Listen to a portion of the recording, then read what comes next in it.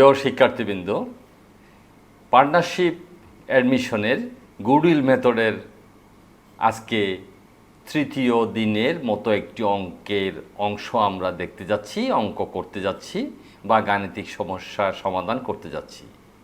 আজকের এপিসোড তোমাদের জন্য 166। আশা করি তোমরা ভালো আছো, সুস্থ আছো এবং আজকে আমার সাথে পাঠে অংশগ্রহণ করছো। এপিসোড 166 বিবি অনার্স অ্যাকাউন্টিং সেকেন্ড ইয়ারের জন্য। ইন্টারমিডিয়েট অ্যাকাউন্টিং হচ্ছে তোমাদের সাবজেক্টের নাম। আর চ্যাপ্টার তো একটু আগেই আমি বলেছি পার্টনারশিপ অ্যাকাউন্টিং, এবং অ্যাডমিশন অংশ এর 11তম পার্ট আজকে আলোচনা আমরা শুরু করতে যাচ্ছি। এবং আজকের শিখন ফল হচ্ছে অংশীদারি কারবারের গাণিতিক সমস্যা, অংশীদারি কারবারের গাণিতিক সমস্যার পূর্ণাঙ্গ সমাধান। প্রিয় শিক্ষার্থীবৃন্দ, বিগত 2 দিনের আলোচনা আজকে আমরা তোমাদের সামনে সংক্ষিপ্ত আকারে উপস্থাপন করব এবং তোমাদের আজকে একটু সিরিয়াসনেস আমি আশা করি ধৈর্য সহকারে তোমরা আজকের পাঠ গ্রহণ করবে। বিগত দিনে আমরা একটি প্রশ্ন নিয়ে আলোচনা শুরু করেছিলাম।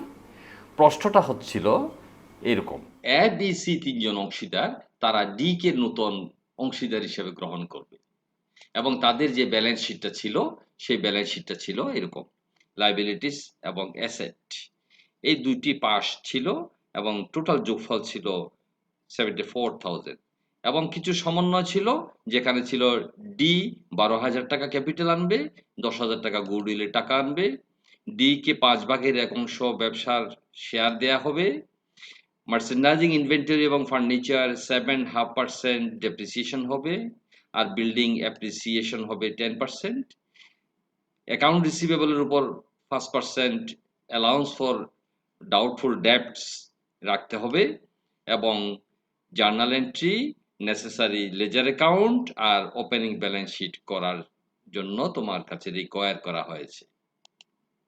আমরা গত ক্লাসেও আলোচনা করেছিলাম যে গাণিতিক সমস্যা সমাধানের জন্য যা করতে হবে সেটা হচ্ছে কি journal entry, ledger account, calculation of ratio, new balance sheet by statement of financial position.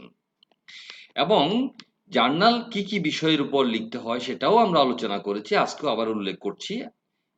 অবন্টিত মুনাফা, যেমন general reserve, balance of profit and loss অ্যাকাউন্টের জাবেদা, নিউ পার্টনার্স ক্যাপিটাল আনলে তার জাবেদা, নিউ পার্টনার গুডউইল আনলে তার জাবেদা, revaluation of assets and liabilities সংক্রান্ত জাবেদা, রিভ্যালুয়েশন অ্যাকাউন্টে মুনাফা বা ক্ষতির জাবেদা কেমন। এবং আনসার যখন আমরা শুরু করেছিলাম, প্রথমে জাবেদা দিয়ে আমরা আনসার শুরু করেছিলাম এবং প্রথম আর দ্বিতীয় দিন 2 দিনেই জাবেদা আমরা করেছি আংশিকভাবে। প্রথম জাবেদা ছিল সেটা হচ্ছে কি রিজার্ভ ফান্ডের জাবেদা। রিজার্ভ ফান্ড পুরাতন অংশীদারদের মধ্যে পুরাতন রেশিওতে ভাগ করে দেওয়ার জাবেদা ছিল। দ্বিতীয় জাবেদা ছিল নতুন অংশীদার ডি ক্যাপিটাল এনেছে তার জাবেদা। তৃতীয় জাবেদা ছিল ডি নতুন অংশীদার গুডউইল এনেছে 10,000 টাকা তার জাবেদা। এবং যেহেতু প্রিমিয়াম মেথডের অঙ্ক, সেহেতু ক্যাশ ডেবিট ছিল, গুডউইল ক্রেডিট ছিল, এবং গুডউইলকে আবার পুরাতন অংশীদারদের মধ্যে স্যাক্রিফাইসিং রেশিওতে ভাগ করে দেওয়া হবে। এই জন্য স্যাক্রিফাইসিং রেশিওও আমরা নির্ণয় করেছিলাম কেমন। তাহলে স্যাক্রিফাইসিং রেশিও যে নির্ণয় করেছি সেটা যেহেতু জেনে গেছি, সুতরাং ভাগ করে নিতে তো আর অসুবিধা নেই। এবং স্যাক্রিফাইসিং রেশিওটা কীভাবে নির্ণয় করেছিলাম সেটাও আমি আবার দেখাচ্ছি। প্রথমে ডি নতুন ব্যবসাতে আসার পর তার কে যে 5/1 দেয়া হবে, আর বাকি থাকে 5/4 এই 5/4 মধ্যে এ পায়, বি পায়, সি পায়, ডি পায় কত অংশ বের করেছি এবং নিউ রেশিও নির্ণয় করেছি। এরপরে স্যাক্রিফাইসিং রেশিও নির্ণয় করেছি all ratio minus new ratio দিয়ে। ঠিক আছে, তাহলে স্যাক্রিফাইসিং রেশিও কত পেয়েছিলাম? 2:2:1, এবং সেটাই গুডউইল বন্টন করার সময় কাজে ব্যবহার করেছি। এরপরের প্রশ্ন ছিল মার্চেন্ডাইজিং ইনভেন্টরি এবং ফার্নিচার ডেপ্রিসিয়েশনে জাবেদা। যেহেতু ফার্নিচারের দাম কমেছে, মার্চেন্ডাইজিং ইনভেন্টরির দাম কমেছে, সুতরাং ওরা ক্রেডিট হয়েছে। আর অ্যালাউন্স যেহেতু বেড়েছে, অ্যালাউন্স ক্রেডিট হয়েছে, রিভ্যালুয়েশন অ্যাকাউন্ট ডেবিট হয়েছে। বিল্ডিং এর দাম যেহেতু বেড়েছে, বিল্ডিং ডেবিট হয়েছে, রিভ্যালুয়েশন ক্রেডিট হয়েছে। এরপরে আমরা রিভ্যালুয়েশন অ্যাকাউন্ট করেছি। কেমন? রিভ্যালুয়েশন অ্যাকাউন্ট করেছি কেন? এই মুহূর্তে ওই ব্যবসাতে প্রফিট অথবা লস হয় কিনা সেটাই আমরা নির্ধারণ করেছি। রিভ্যালুয়েশন খতিয়ান করে আমরা দেখলাম যে ৯২৫ টাকা লস আছে এবং সেটার জাবেদা হচ্ছে এরকম। পুরাতন অংশীদারদের capital debit, revaluation credit. Debit কেন? লস। লস হলে ক্যাপিটাল কমে যায়, প্রফিট হলে ক্যাপিটাল বেড়ে যায়। এজন্য ওদের ক্যাপিটালকে ডেবিট করা হয়েছে, রিভ্যালুয়েশন অ্যাকাউন্টকে ক্রেডিট করা হয়েছে এবং সেটা ওল্ড রেশিওতেই ভাগ করা হয়েছিল। প্রিয় শিক্ষার্থীবৃন্দ, আমরা আজকে তোমাদেরকে যে পাঠ উপস্থাপন করতে যাচ্ছি সেটি হচ্ছে কি এর পরবর্তী ধাপ। আমরা রিভ্যালুয়েশন অ্যাকাউন্ট পর্যন্ত করেছি, জাবেদা করেছি, রিভ্যালুয়েশন অ্যাকাউন্ট পর্যন্ত করেছি বিগত ক্লাসে। আজকে বাকি কাজ অর্থাৎ A's capital account, B's capital account, C's capital account, D's capital account, cash account, এর পরবর্তীতে ব্যালেন্স শিট বা স্টেটমেন্ট অফ ফিনান্সিয়াল পজিশন।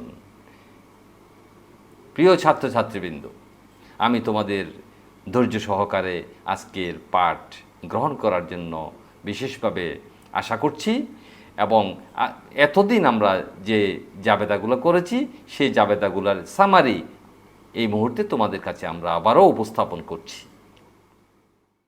প্রথম জাবেদা ছিল রিজার্ভ ফান্ডের, দ্বিতীয় জাবেদা ছিল ক্যাপিটাল আনয়নের, তৃতীয় জাবেদা ছিল গুডউইল আনয়নের, চতুর্থ জাবেদা ছিল গুডউইল বন্টনের, পঞ্চম জাবেদা ছিল সম্পত্তি মূল্য হ্রাস এবং দায়ের মূল্য বৃদ্ধি, পঞ্চম জাবেদা ছিল বিল্ডিং বা সম্পত্তির মূল্য বৃদ্ধি, ষষ্ঠ জাবেদা ছিল রিভ্যালুয়েশন অ্যাকাউন্টের প্রফিট অথবা লস নির্ধারণ। আমরা পেয়েছি লস। ওকে, এখন এর পরবর্তীতে যে খতিয়ানগুলো আমরা করব সেটা আমি উল্লেখ করেছি। পার্টনার্স কয়জন এখন? ৪ জন। এ, বি, সি, ডি। শিক্ষার্থীবৃন্দ, কয়টি উল্লেখ করলাম পার্টনার? আগে ছিল এ, বি এবং সি, আর এখন নতুন যেহেতু ডি অংশগ্রহণ করেছে তাহলে কয়জন হলো?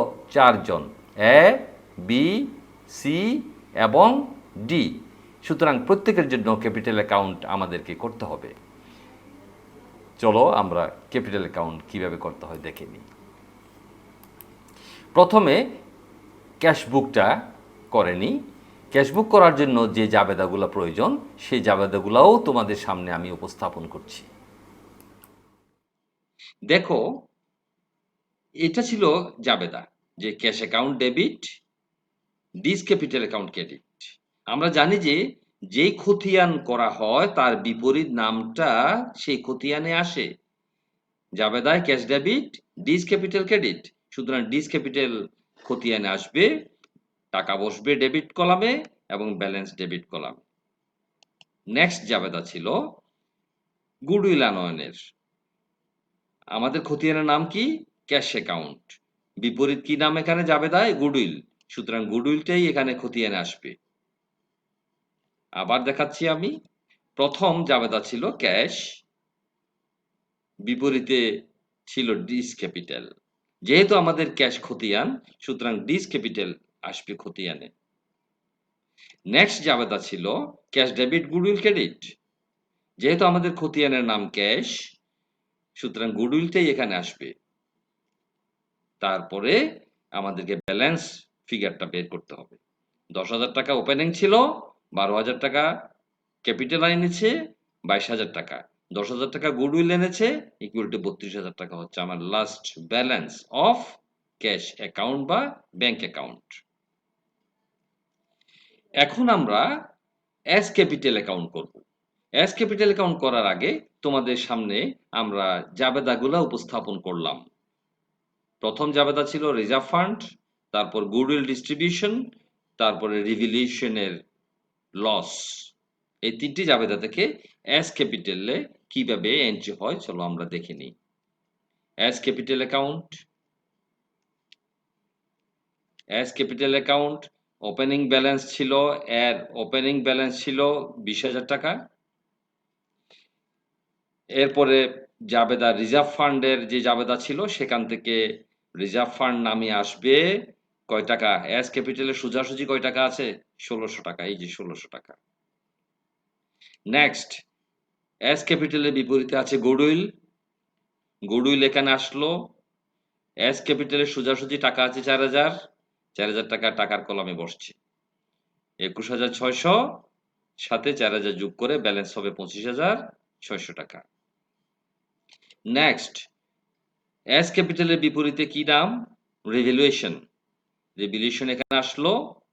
রিভ্যালুয়েশনের টাকা, এর টাকা ছিল ৩৭০ টাকা। সুতরাং সেই ৩৭০ টাকা এখানে মাইনাস হয়ে ২৫,২৩০ টাকা লাস্ট ব্যালেন্স। তাহলে এর ক্যাপিটাল অ্যাকাউন্টের লাস্ট ব্যালেন্স কত? ২৫,২৩০ টাকা। ঠিক আছে? আমি আবারও তোমাদের কাছে একটু উপস্থাপন করছি। প্রথম জাবেদায় রিজার্ভ ফান্ড আসবে। দ্বিতীয় জাবেদা থেকে গুডউইল আসবে। তৃতীয় জাবেদা থেকে রিভ্যালুয়েশন আসবে। এখন আমরা বীজ ক্যাপিটাল অ্যাকাউন্ট করব। একই জাবেদাগুলা থেকে আমরা বীজ ক্যাপিটাল অ্যাকাউন্ট করব।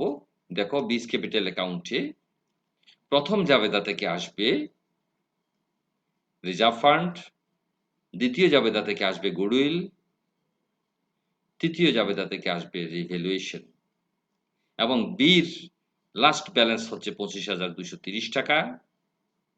এটাই হচ্ছে বীজ ক্যাপিটাল অ্যাকাউন্টের সর্বশেষ উদ্ধৃত। সুতরাং ব্যালেন্স শিটে এই টাকাটাই যাবে। এখন চলো সিজ ক্যাপিটাল অ্যাকাউন্ট করার জন্য আমরা প্রস্তুতি নিচ্ছি। জাবেদা আগেরগুলাই আছে। সিজ ক্যাপিটাল অ্যাকাউন্ট যদি আমরা করি, এখানে দেখতে পাচ্ছি যে রিজার্ভ ফান্ড সিজ ক্যাপিটাল অ্যাকাউন্টে আসছে, গুডউইল আসছে, রিভ্যালুয়েশন আসছে। আবার আবার দেখো, জাবেদা থেকে প্রথমে রিজার্ভ ফান্ড আসলো, দ্বিতীয় জাবেদা থেকে গুডউইল আসলো, তৃতীয় জাবেদা থেকে রিভ্যালুয়েশন আসলো এবং সির লাস্ট ব্যালেন্স হচ্ছে ১২,৬১৫ টাকা। কত টাকা? ১২,৬১৫ টাকা। এখন ডিজ ক্যাপিটাল অ্যাকাউন্ট, নতুন অংশীদার যে আসবে তার ক্যাপিটাল অ্যাকাউন্ট। জাবেদা ছিল কি? Cash account debit, D's capital account credit. সুতরাং ডিজ ক্যাপিটাল অ্যাকাউন্টে ডির ক্যাপিটালের বিপরীত নাম ক্যাশ আসছে। ক্যাশ আসবে এখানে। টাকা কত? ১২,০০০ টাকা। লাস্ট ব্যালেন্স কত? ১২,০০০ টাকা। যেহেতু অন্য কোনো লেনদেন আর ডির সাথে হয় নাই, ডি নতুন অংশীদার হিসেবে নতুন আসলো মাত্র। প্রিয় শিক্ষার্থীবৃন্দ, তোমাদের বোঝার সুবিধার্থে আমরা যথেষ্ট টেকনিক অবলম্বন করেছি এবং তোমাদের জন্য আমাদের যতটুকু শ্রম মেধা প্রয়োগের প্রয়োজন ছিল সবটুকুই দিয়েছি। আশা করি তোমরা আজকের অঙ্কটা ভালো করে বুঝতে পেরেছ। এখন আমরা সর্বশেষ অংশ, স্টেটমেন্ট অফ ফিনান্সিয়াল পজিশন, যাকে আমরা ব্যালেন্স শিট বলে থাকি, সেই ব্যালেন্স শিটটা তৈরি করতে যাচ্ছি। দেখো, ব্যালেন্স শিটে কিন্তু লায়াবিলিটিস পাশ এবং অ্যাসেট পাশ দুটি পাশ আছে।